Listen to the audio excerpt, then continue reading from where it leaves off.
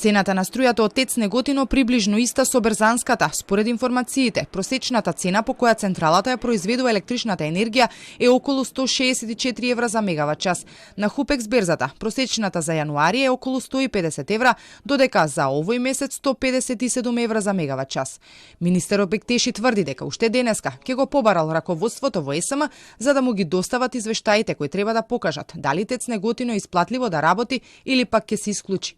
Инаку по која цена ќе се произведува струјата на ТЕЦ Неготино, зависи од тоа како се движи цената на мазутот. Кој ни доставува ЕСМ податоци дека производствената цена моментално на ТЕЦ Неготино е повисока од увезената цена на електрична енергија, насоката на владата ќе биде да ТЕЦ Неготино не работи, туку да се увезува електрична енергија која ќе биде поевтина.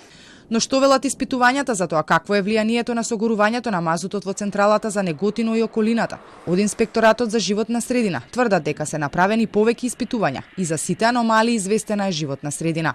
За сите аномалии го извести Министерството за животна средина и истите побара измена на интегрираната дозвола. Вие знаете дека кај сите инсталации има вакви стари инсталации има надминување на граничните вредности во однос на емисиите на прашина и азотни оксиди.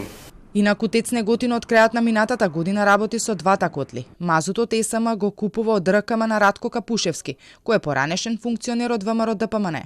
До сега од него се обезбедени 150.000 тони мазут.